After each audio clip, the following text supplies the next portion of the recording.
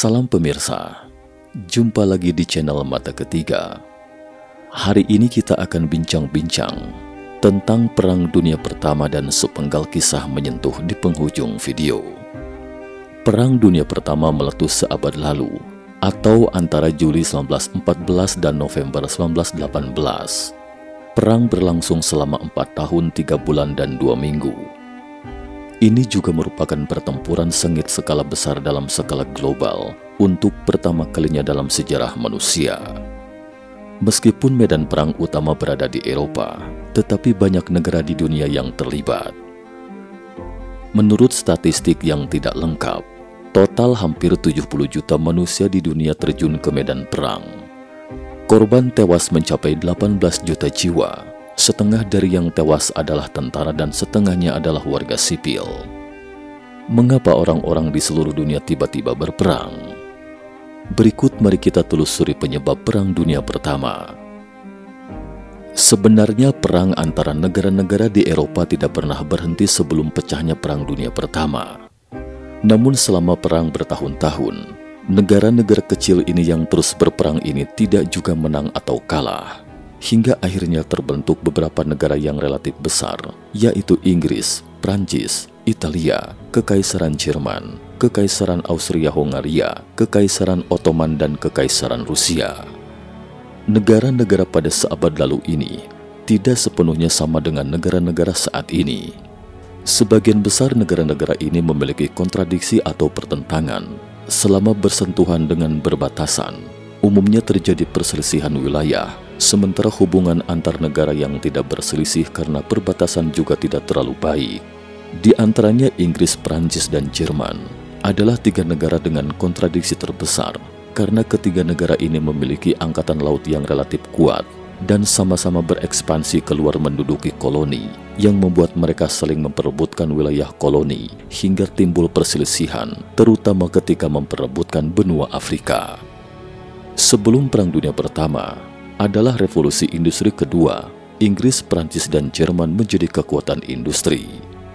Mereka ke Afrika dan melihat, wow, ini adalah penduduk Asia Afrika, bahkan begitu banyak sumber daya alam di sini, jadi mereka pun saling berebut dan membagi-bagi seluruh Afrika.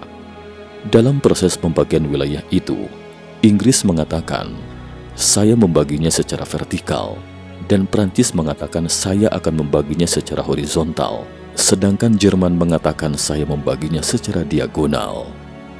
Pada akhirnya, semua pembagian itu pun bertemu dan bentrokan fisik pun tak terhindarkan begitu bertemu. Oleh karena itu perselisihan antara ketiga negara ini bukan hanya masalah perbatasan atau jarak yang terlalu dekat, tetapi terutama karena konflik kepentingan. Saat itu jika hubungan Jerman dan Prancis tidak baik, maka Jerman khawatir Prancis akan menyerangnya, apalagi di sebelah timur ada Kekaisaran Rusia. Kekaisaran Rusia juga punya ambisi untuk mendudukinya. Jerman khawatir Rusia dan Prancis akan bersatu menyerangnya, jadi Jerman lebih dulu berkata kepada Rusia, kita tidak akan berperang. Dengan demikian, Jerman bisa mengawasi Prancis dan tenang. Dengan kata lain, Jerman bisa mengatasinya sendiri jika Prancis mencari masalah. Kemudian Jerman mengusulkan aliansi dengan Kekaisaran Austria-Hongaria di bawahnya. Dengan demikian, terbentuklah aliansi tri kekuatan Jerman, Austria-Hongaria, dan Kekaisaran Rusia. Setelah ketiga negara membentuk aliansi, Jerman pun mulai mengembangkan industrinya dengan tenang. Saat itu kebetulan terjadi Revolusi Industri Kedua. Representatif dan Revolusi Industri Kedua adalah energi listrik dan energi minyak bumi. Representatif dari teknologi adalah radio dan teknologi mesin pembakaran internal. Sementara representatif dari produk adalah mobil, pesawat terbang, lemari es, dan telepon yang muncul pada masa itu. Karena tidak ada perang, Jerman pun berkembang dengan tenang dan dengan cepat berkembang menjadi negara yang sangat kuat ketika itu. Mobil yang paling awal muncul di Jerman pada akhir abad ke-19. Lalu apa yang dilakukan Kekaisaran Rusia ketika Jerman berkembang maju? Di bawah Jerman adalah Kekaisaran Austria-Hongaria, dan di bawah Kekaisaran Austria-Hongaria adalah Kekaisaran Ottoman atau Kesultanan Utsmaniyah. Kekaisaran Ottoman ini adalah negara semula Turki, tetapi jauh lebih luas dari Turki. Ketika itu, Kekaisaran Ottoman mengalami kekacauan internal karena Kesultanan Utsmaniyah terdiri dari banyak kelompok etnik atau suku bangsa dan menuntut pemerintahan sendiri sehingga terjadi konflik internal. Sementara itu, Kekaisaran Rusia memanfaatkan konflik internal ini dan memecahnya dengan alasan mendukung salah satu kelompok etnik, dan Kekaisaran Rusia juga memanfaatkan kekacauan itu merebut sebidang tanah. Akhirnya di bagian utara Kesultanan Utsmaniyah terpecah menjadi beberapa negara kecil seperti Serbia, Rumania, dan Bulgaria. Munculnya negara-negara ini dibiayai oleh Kekaisaran Rusia. Langkah Rusia membagi negara-negara lain dengan dukungan tiba-tiba itu pun membuat Jerman sedikit tegang. Dengan kata lain, Jerman merasa ternyata Kekaisaran Rusia tidak menganggur, sepertinya punya ambisi untuk berekspansi di wilayah ini. Sebenarnya, tidak hanya Jerman yang tegang, tetapi semua negara di sekeliling juga tegang. Negara lain takut Kekaisaran Rusia akan terus melebarkan sayapnya ke wilayah mereka. Maka pada tahun 1878, sebuah pertemuan diadakan di Berlin, Jerman. Tujuan dari pertemuan ini adalah untuk membatasi ekspansi Rusia yang terus berlanjut ke barat. Pada pertemuan ini, Kekaisaran Rusia mencapai konsensus dengan semua negara Eropa lainnya bahwa Rusia tidak akan lagi berekspansi ke barat, tapi dalam hati Rusia sangat marah, terutama pada Jerman. Rusia mengatakan, "Kita adalah sekutu, tidak akan menyerang Anda dan membiarkan Anda berkembang dengan tenang. Lalu apa hubungannya dengan Anda ketika saya melebarkan sayap di wilayah lain? Mengapa Anda menentang ekspansi saya? Tidak setia kawan, saya hanya memperluas wilayah lain, tidak berekspansi sampai ke halaman rumah Anda. Lalu apa yang Anda cemaskan?" Kata Rusia. Melihat Kekaisaran Rusia marah, Jerman pun segera mencapai aliansi militer dengan Kekaisaran Austria-Hongaria. Lalu apa kesan dari aliansi semula? Yaitu jika Prancis menyerang Jerman, Kekaisaran Austria-Hongaria tidak membantu Prancis menyerang Jerman. Kekaisaran Austria-Hongaria netral saja. Tetapi sekarang aliansi ini adalah, jika negara lain menyerang Jerman, maka Jerman dan Kekaisaran Austria-Hongaria akan bersatu melawannya, terutama Kekaisaran Rusia. Artinya jika Kekaisaran Rusia menyerang Jerman, maka Jerman dan Kekaisaran Austria-Hongaria akan bersatu melumatnya.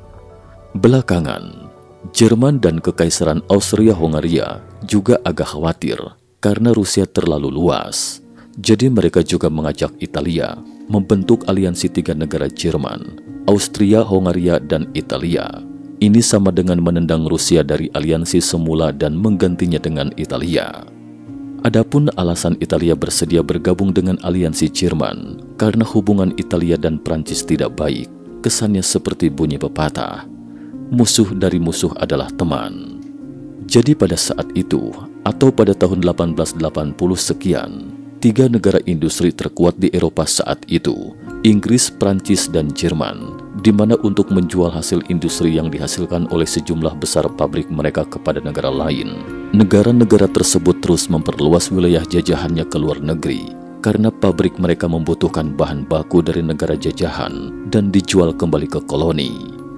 Koloni Inggris yang relatif luas pada waktu itu meliputi India, Australia, dan Afrika Selatan. Sementara Jerman menduduki beberapa bidang tanah di Afrika, kemudian juga menduduki Qingtao dan Nugini. Sedangkan Prancis juga menduduki beberapa bidang tanah di Afrika dan Vietnam. Ini semua adalah koloni mereka. Dalam proses ekspansi ke luar negeri ini, Prancis melihat Jerman tumbuh semakin cepat, menjarah tanah negeri lain juga sangat cepat. Baik dari sisi industri atau aspek lainnya, Prancis merasa ancaman Jerman semakin besar.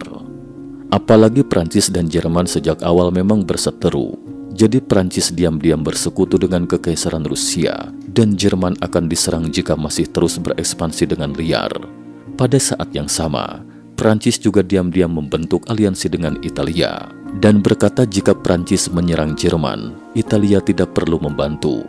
Namun pada poin ini, sebenarnya rada aneh. Pasalnya Italia telah membentuk aliansi dengan Jerman dan Prancis. Lalu mengapa Italia masih membentuk aliansi secara rahasia ini dengan Prancis? Hal itu dikarenakan perbatasan Italia dengan Kekaisaran Austria-Hongaria di ujung lain. Italia juga memiliki perselisihan teritorial dengan Austria-Hongaria. Jadi sekarang konflik dengan Prancis relatif kecil, dan ketika konflik dengan Kekaisaran Austria-Hongaria relatif besar, Italia membentuk aliansi dengan Prancis. Demikian juga sebaliknya, ketika masalah dengan Kekaisaran Austria-Hongaria relatif kecil dan masalah dengan Prancis relatif besar, Italia membentuk aliansi dengan Kekaisaran Austria-Hongaria, atau dengan kata lain melihat perkembangan situasi. Artinya tidak ada teman atau musuh yang abadi, yang ada hanya kepentingan abadi. Inilah sifat ego manusia. Selain itu, perkembangan pesat Jerman juga membuat satu negara lagi yang merasa sangat tidak nyaman, yaitu Inggris. Mengapa Inggris tidak suka pada Jerman? Karena Jerman menggunakan Kekaisaran Austria-Hongaria dan Kekaisaran Ottoman untuk membangun jalur kereta api di Timur Tengah. Di ujung selatan Kekaisaran Ottoman adalah wilayah Arab yang merupakan sumber minyak. Jadi Jerman membangun rel kereta api melalui semua sekutunya dan memproduksi minyak di sana, kemudian terus mengirim minyak ke Jerman. Inggris juga tergoda dengan minyak ini. Jika Inggris ingin mendapatkan sumber minyak ini, maka konflik dengan Jerman tidak dapat dihindari. Oleh karena itu, perseteruan mereka ini disebabkan oleh teritorial dan berbagai perebutan sumber daya. Yang namanya keadilan itu tidak pernah ada jika sudah menyangkut kepentingan, semuanya demi perkembangan negara masing-masing. Semakin banyak sumber minyak yang Anda kuasai dan berkembang dengan cepat, jelas akan membuat saya khawatir. Inilah yang terlintas dalam benak negara masing-masing ketika itu. Jadi saling berebut demi kepentingan masing-masing. Jika tidak jelas akan membuat saya khawatir jika Anda berkembang pesat dan menginvasi saya. Dan ini juga bukan sepenuhnya gejala paranoid. Hal itu dikarenakan perang di antara negara-negara kecil di Eropa ketika itu dapat meletus kapan saja. Jadi rasa takut selalu menghantui setiap hari. Karena itu, dalam proses perkembangan pesat negara Jerman, 3 negara besar lain di sekelilingnya itu sebenarnya tidak suka pada Jerman, sehingga terbentuklah 2 kekuasaan besar di Eropa, yaitu aliansi yang dibentuk oleh Inggris, Prancis, dan Kekaisaran Rusia. Sementara kekuatan lainnya adalah aliansi yang dibentuk oleh Jerman, Austria, Hongaria, dan Italia. Satu lagi yang tidak disebutkan, yaitu Kekaisaran Ottoman. Tidak disebutkannya karena Kekaisaran Ottoman selalu dilanda kekacauan internal. Setelah pertikaian internal, Kekaisaran Austria-Hongaria memanfaatkan kekacauan itu dengan menduduki sebidang tanah Kekaisaran Ottoman, yaitu tanah di sebelah Serbia di bagian paling utara. Dengan didudukinya wilayah ini, menyebabkan terjadinya Perang Dunia Pertama. Mengapa tanah ini begitu penting? Karena tanah ini dihuni oleh orang-orang Serbia. Serbia negara merdeka ini telah membidik sebidang tanah itu dan ingin mendudukinya. Tetapi tak disangka telah lebih dulu diduduki oleh Kekaisaran Austria-Hongaria di utara. Serbia pun sangat tidak senang karena tanah ini awalnya merupakan tanah orang-orang Serbia. Saat Kekaisaran Ottoman dalam kekacauan, Serbia berencana mendudukinya, tetapi sebuah pasukan yang kuat datang mendudukinya. Wilayah penduduk ini adalah Bosnia. Dan penyebab utama dari Perang Dunia Pertama adalah wilayah Bosnia ini. Pada 28 Juni 1914, seorang pemuda Serbia bernama Gavrilo Princip menembak dan membunuh Pangeran Franz Ferdinand dari Austria-Hongaria di Sarajevo. Pangeran Franz, sang pewaris tahta, dan istrinya tewas dibunuh. Kemudian Kekaisaran Austria-Hongaria pun naik pitam dan menuntut agar Serbia menyerahkan pelakunya, atau setidaknya menghukumnya. Namun Serbia mengabaikan tuntutan ini. Serbia bukanlah negara besar, hanya setitik bukit kecil. Tapi mengapa begitu berani? Karena di belakangnya ada Kekaisaran Rusia. Serbia punya bos yang melindunginya, sehingga tidak takut. Sementara itu Kekaisaran Austria-Hongaria juga tahu bahwa Kekaisaran Rusia berada di balik dukungan kuat ini. Namun Kekaisaran Austria-Hongaria juga punya dukungan kuat di belakangnya, yaitu militer Jerman yang kuat. Oleh karena itu, karena tidak ada pihak yang mau mengalah, akhirnya pada 28 Juli 1914, atau 1 bulan setelah pembunuhan itu, Austria-Hongaria menyatakan perang terhadap Serbia. Sejak saat itu, tirai Perang Dunia Pertama pun dimulai. Dengan kata lain, penyebab Perang Dunia Pertama dipicu oleh sebuah kasus pembunuhan. Tentu saja orang yang dibunuh ini bukan sosok orang sembarangan. Peristiwa ini secara historis dikenal sebagai pembunuhan di Sarajevo atau pembunuhan Franz Ferdinand. Karena saudaranya diserang, Kekaisaran Rusia segera mengirim pasukan untuk membantu Serbia dan terlibat dalam perang ini. Sementara itu, Jerman juga menyatakan perang terhadap Kekaisaran Rusia. Namun jika Jerman berkonfrontasi dengan Rusia, maka Jerman harus terlebih dahulu mengatasi Prancis di belakangnya. Jadi Jerman pada dasarnya menyatakan perang sekaligus terhadap Kekaisaran Rusia dan Prancis. Dalam perhitungan Jerman, lebih dulu mengatasi Prancis, kemudian baru melawan Rusia. Tetapi pertahanan Prancis sangat kuat di wilayah perbatasan Jerman dan Prancis, sehingga sulit bagi Jerman menerobosnya secara langsung. Jadi Jerman berencana menyerang titik lemah Prancis. Bagian terlemah dari Prancis adalah perbatasan antara Prancis dan Belgia. Kemudian Jerman lebih dulu menduduki Belgia, lalu menyerang Prancis dari Belgia. Saat itu, Belgia adalah negara netral. Melihat negara netral diserang, Inggris pun tidak senang, lalu membantu Prancis dan Belgia melawan Jerman. Melihat situasi itu, sehingga menarik semakin banyak negara yang ikut terlibat. Prancis ketika itu memang bukan lawan Jerman. Jerman dengan cepat merangsek ke Paris, sampai-sampai Raja Prancis pun kabur menyelamatkan diri. Dan Paris akan segera diduduki Jerman jika Inggris tidak segera datang membantu. Dan karena itulah, semua negara di Eropa besar dan kecil mulai berperang seperti reaksi berantai, dengan satu pihak membantu dan satu pihak menentang. Tidak hanya perang di Eropa, tetapi juga di wilayah koloni. Dalam perang ini, Italia tidak pernah bersuara, juga tidak beraksi. Tidak peduli bagaimana negara-negara itu berperang, Italia diam saja. Tampaknya dia mematuhi perjanjian dengan Prancis, yaitu jika Prancis dan Jerman berperang, Italia jangan membantu Jerman. Dan memang Italia tidak membantu Jerman. Ini benar-benar di luar dugaan Jerman. Sementara itu, Rusia di sisi lain juga tidak menahan serangan Jerman. Tapi Rusia menduduki sebidang wilayah Kekaisaran Austria-Hongaria. Pertempuran ini tidak hanya berlangsung di darat, tetapi juga perang besar-besaran juga meletus di laut dan udara. Angkatan Laut Inggris relatif kuat, sementara Jerman lebih kuat pada kapal selamnya. Jadi terjadi keseimbangan di laut antara Inggris dan Jerman. Dalam Perang Dunia Pertama, untuk pertama kalinya muncul pertempuran di udara, dan pesawat pun muncul tepat sebelum Perang Dunia Pertama. Jadi untuk kali pertamanya muncul pertempuran antar pesawat dalam Perang Dunia Pertama. Ketika itu, Angkatan Udara Jerman sangat kuat.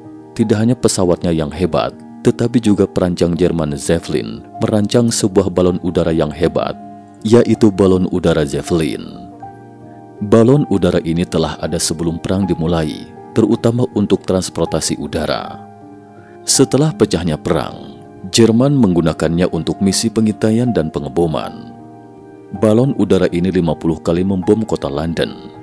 Situasi pada saat itu, pada dasarnya negara manapun berada dalam ancaman penaklukan jika mundur atau menyerah. Jadi semua negara ketika itu memusatkan kekuatan nasional mereka pada perang. Tidak ada yang pergi bekerja atau bertani. Semuanya ke pabrik untuk memproduksi peluru dan meriam. Kekaisaran Ottoman yang awalnya netral, tiba-tiba ikut terjun ke medan perang sebagai sekutu Jerman dan Austria-Hongaria. Kekaisaran Ottoman memiliki dendam terhadap Rusia, jadi Kekaisaran Ottoman pasti akan membantu Jerman. Alasan lain Kekaisaran Ottoman terlibat dalam perang juga dikarenakan Inggris. Seperti yang disebutkan sebelumnya, Inggris selalu tertarik pada minyak di Timur Tengah di ujung selatan Kekaisaran Ottoman. Jadi setelah perang dimulai, Inggris mengirim pasukan ke ujung selatan dengan maksud menduduki wilayah itu dan bertempur dengan Kekaisaran Ottoman. Jadi Kekaisaran Ottoman mau tidak mau terlibat dalam perang ini. Namun selama perang yang berlangsung lebih dari setengah tahun itu, tidak juga ada pemenangnya. Tetapi terjadi beberapa hal yang sangat penting selama perang, yaitu sebuah negara besar yang netral diseret ke dalam perang, yaitu Amerika Serikat. Amerika Serikat bersikap netral selama perang di Eropa ketika itu. Apa yang terjadi di Eropa tidak ada hubungannya dengan Amerika. Lalu bagaimana ceritanya sampai-sampai Amerika Serikat terseret ke dalam perang ini?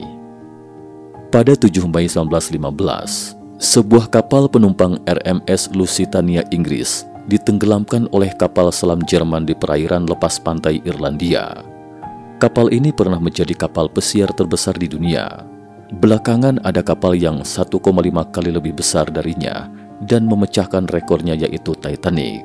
Tapi Titanic tenggelam pada tahun 1912 atau sedikit lebih awal dari RMS Lusitania. Ketika Lusitania ditenggelamkan oleh Jerman pada tahun 1915, ada hampir 2.000 penumpang di dalamnya dan hampir 1.200 penumpang tewas.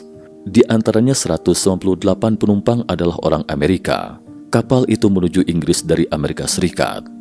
Saat itu, Jerman telah memperingatkan Amerika Serikat bahwa kapalnya tidak boleh berlayar ke wilayah sekitar Jerman. Tak peduli apakah itu kapal Amerika atau Inggris, jika nekat berlayar ke wilayah Jerman, maka kapal selam Jerman pasti akan menembaknya. Lantas, mengapa Inggris berani berlayar ke sana? Karena kapal Lusitania bisa melaju dengan cepat dan dikatakan kapal selam tidak dapat mengejarnya, dan memang kapal selam tidak dapat mengejarnya. Lalu mengapa bisa ditenggelamkan oleh kapal selam? Karena hari itu kebetulan berkabut, kecepatan kapal melambat, dan begitu melambat, kapal selam Jerman pun meluncurkan sebuah torpedo dan menenggelamkannya. Pemerintah AS kemudian mengajukan protes ke Jerman atas kematian 198 penumpang Amerika. Pada saat itu, opini publik internasional juga mulai mengutuk Jerman. Karena serangan Jerman itu menewaskan banyak warga sipil, artinya sejak saat itu, Amerika Serikat mulai diam-diam mengorganisir kekuatan militer untuk memberi pelajaran pada Jerman. Melihat situasi Jerman yang terjepit, Italia yang semula netral, tiba-tiba mencabut posisi netralnya dan melancarkan serangan ke Kaisaran Austria-Hongaria. Italia beraliansi dengan Prancis ketika itu, karena memiliki konflik dengan Kekaisaran Austria-Hongaria. Opini publik ketika itu diarahkan ke pihak Inggris dan Prancis. Sementara itu, Italia segera menjelaskan bahwa Italia bermitra dengan Inggris dan Prancis dan akan menyerang Kekaisaran Austria-Hungaria. Seperti yang disebutkan, bahwa Inggris berperang dengan Kekaisaran Ottoman di selatan untuk sumber daya minyak, tetapi pasukan Kekaisaran Ottoman sangat kuat di Timur Tengah dan Inggris tidak mampu menerobosnya. Jadi Inggris memikirkan sebuah trik. Trik ini sangat ampuh, yaitu bersatu dulu dengan Prancis untuk melawan Ottoman. Tetapi jika ingin bersekutu dengan Prancis, maka Inggris harus memberi Prancis keuntungan. Jadi Inggris dan Prancis diam-diam mencapai kesepakatan pada Mei 1916 dengan mengatakan bahwa setelah Inggris Prancis menghancurkan Kekaisaran Ottoman atau Kesultanan Utsmaniyah, lalu bagaimana membagi wilayahnya? Tanya Prancis. Pihak Prancis mengatakan, lebih baik kita membaginya dulu, meskipun belum perang. Setelah membaginya, baru kita menyerangnya. Kemudian bila sudah waktunya dibagi menurut kesepakatan ini, kata Prancis kepada pihak Inggris. Demikianlah dengan adanya kepentingan yang jelas seperti itu, Prancis baru bersedia mengirim pasukan. Belakangan Inggris mendapati kelemahan Kekaisaran Ottoman.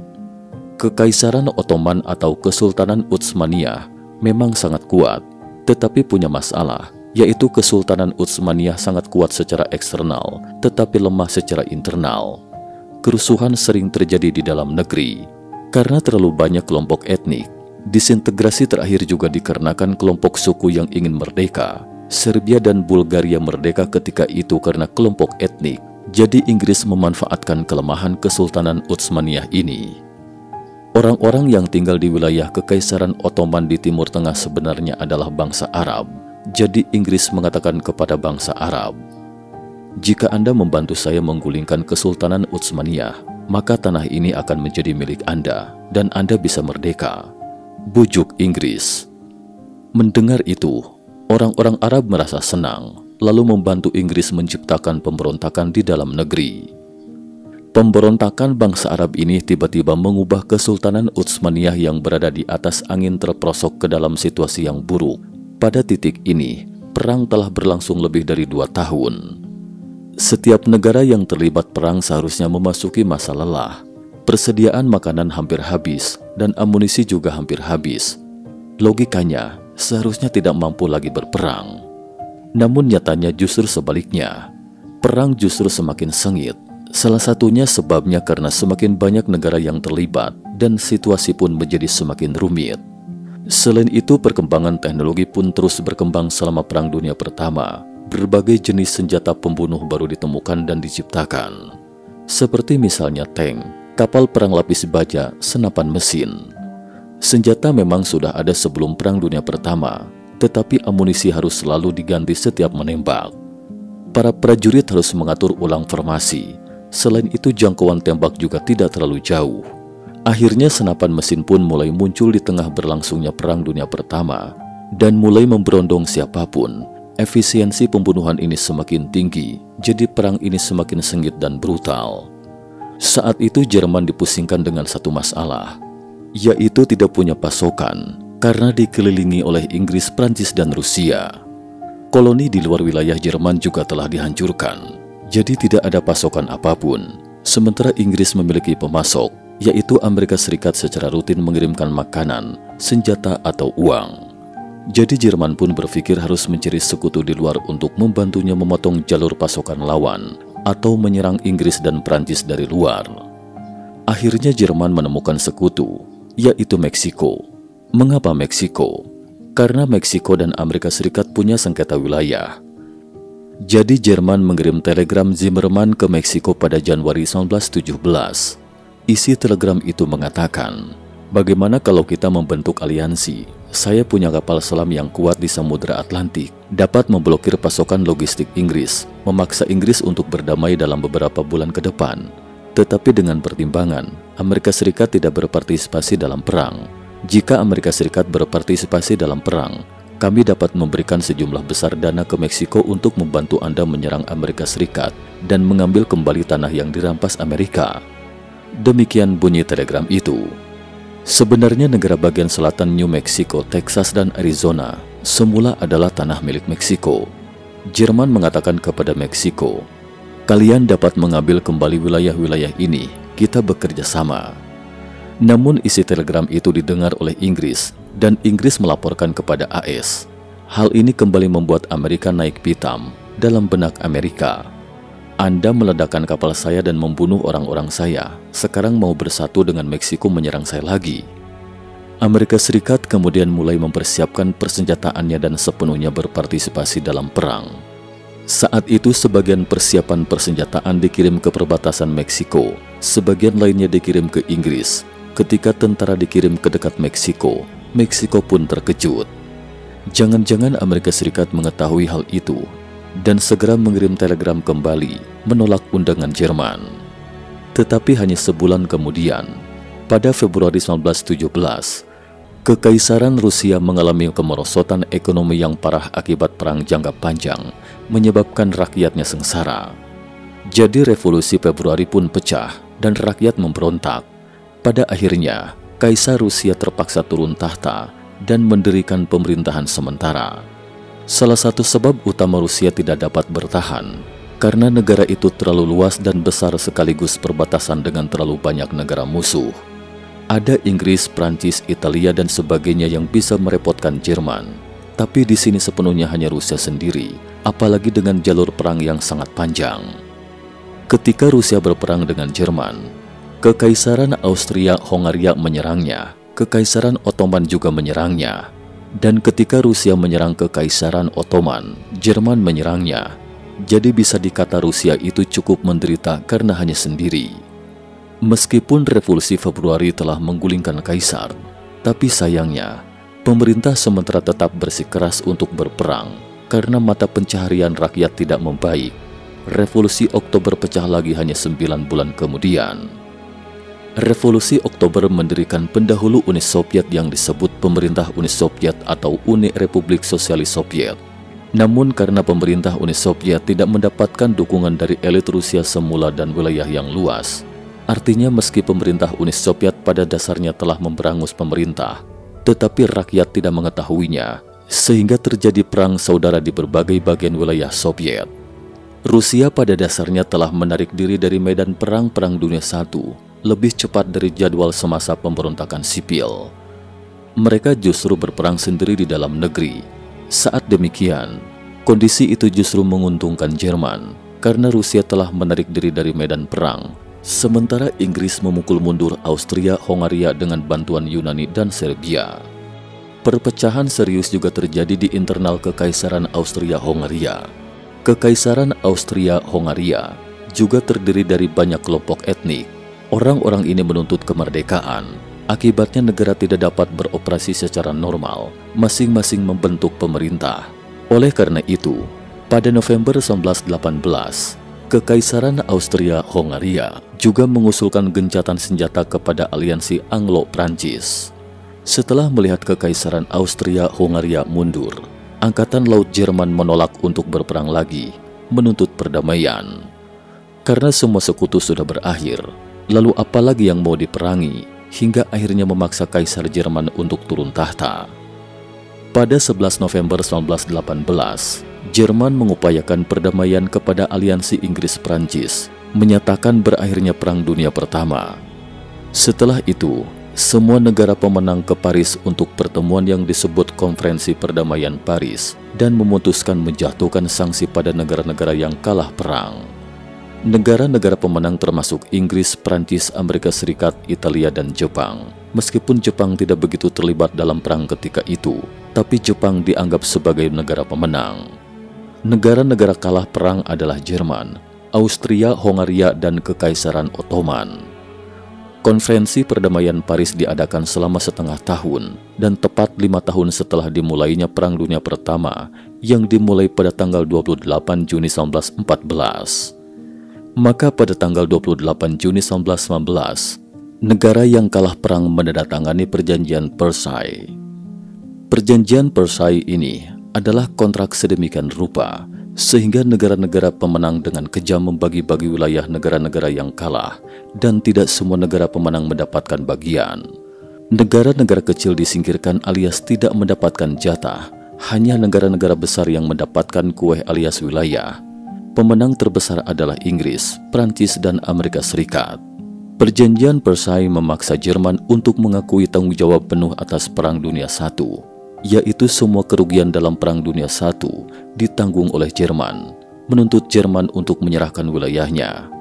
Pada dasarnya Jerman menyerahkan 20% wilayah dalam Perjanjian Versailles. Selain itu, banyak daerah pertambangan di Jerman dikuasai oleh Inggris, Prancis, dan Amerika Serikat. Dengan kata lain, semua hasil pertambangan menjadi milik mereka sebagai rampasan perang Jerman. Kompensasi perang berjumlah 132 miliar mark Jerman, atau kira-kira setara dengan 2 triliun dolar AS sekarang. Itu pasti harga yang fantastis ketika itu. Butuh 92 tahun bagi Jerman untuk melunasi kompensasi ini secara penuh hingga Oktober 2010. Dan terakhir adalah kompensasinya kepada Prancis sebesar lebih dari 60 juta euro. Tentu saja, semua koloni Jerman di luar negeri juga telah dibagi oleh negara lain dan memberlakukan pembatasan yang sangat ketat dan beragam pada militer Jerman. Selain Jerman, Kekaisaran Austria-Hongaria juga tercerai-berai, terpecah menjadi Austria, Hongaria, Republik Ceko, Slovenia, dan Kroasia. Selanjutnya kemudian Kekaisaran Ottoman juga ikut hancur, membentuk negara-negara Turki, Suriah, dan Irak saat ini. Sementara itu, negara Arab memang memperoleh kemerdekaan seperti yang dijanjikan Inggris. Salah satu faktor penting berakhirnya Perang Dunia Pertama adalah karena banyak negara mengalami kekacauan dalam negeri hingga tidak mungkin terlibat dalam perang global. Faktor lain yang sangat penting adalah flu Spanyol yang terjadi pada akhir Perang Dunia I. Flu Spanyol membunuh jauh lebih banyak orang daripada perang yang menewaskan 18 juta orang dalam Perang Dunia I. Konon flu Spanyol telah menewaskan hingga 100 juta orang. Selanjutnya selama bertahun-tahun setelah berakhirnya Perang Dunia Pertama, sebagian besar negara-negara Eropa masih trauma akibat perang dan wabah ini. Hanya Amerika Serikat yang tidak banyak terlibat dalam perang dan tidak terjadi di negaranya sendiri, sehingga memperoleh lebih banyak manfaat dan berkembang pesat di antara negara-negara pemenang. Jerman paling terpukul dalam Perang Dunia I.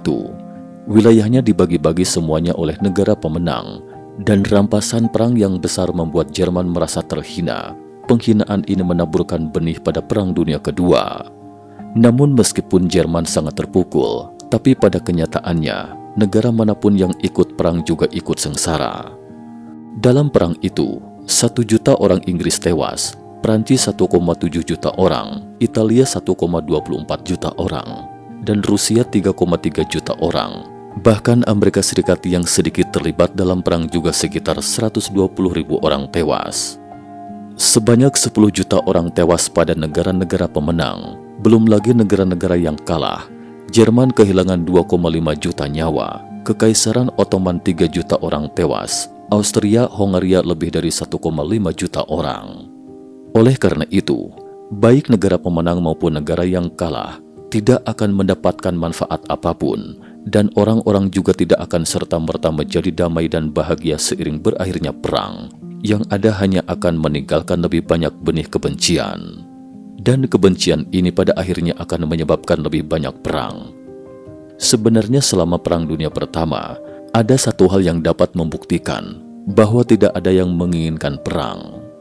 Pada 7 Desember 1914, ketika Jerman dan Inggris berperang sengit, para prajurit kedua belah pihak menggali tempat berlindung, dan juga karena suhu yang ekstrim dingin pada Desember ketika itu, banyak personel yang tewas kedinginan di dalam perang parit, yaitu perang yang kedua kubu bertempur pada posisi bertahan atau salah satu maju menyerang. Tepat pada saat itu, Paus Roma berseru kepada pihak Jerman dan Inggris bahwa Natal akan segera tiba. Bagaimana kalau kita gencatan senjata dulu untuk merayakan Natal sejenak? Namun Inggris dan Jerman sama-sama menolak usulan Paus. Namun terjadi satu hal yang mengharukan di medan perang, yaitu pada hari Natal, 25 Desember ketika itu, seorang prajurit Jerman berjalan perlahan parit perang Inggris dan berseru selamat Natal. Pada awalnya pihak Inggris berpikir pihak lawan memiliki tujuan tertentu. Namun setelah memastikan pihak lawan tidak bermaksud jahat, prajurit Inggris pun keluar dan berjabat tangan dengan prajurit Jerman dan memberikan coklat kepadanya. Prajurit Jerman itu juga mengucapkan selamat Natal. Prajurit Jerman juga memberikan rokok kepada prajurit Inggris sebagai hadiah Natal. Belakangan, semakin banyak tentara Inggris dan Jerman yang keluar dari parit perang, berjabat tangan sambil ngobrol dan saling memberi makanan dan minuman. Bahkan tentara Jerman dan tentara Inggris juga bermain sepak bola. Dalam pertandingan sepak bola itu, Jerman mengalahkan Inggris 3-2. Fakta membuktikan tidak ada perselisihan apapun di antara mereka. Jika tidak ada perang, mereka mungkin akan menjadi sahabat karib. Tapi jalinan persahabatan ini hanya bertahan seminggu. Tentara kedua belah pihak mau tidak mau harus kembali ke medan perang dan menembak demi teman-teman seperjuangan mereka yang tewas tertembak, dan perang ini berlangsung selama 4 tahun. Salam perdamaian. Cukup sekian dulu topik kita hari ini. Terima kasih atas perhatiannya.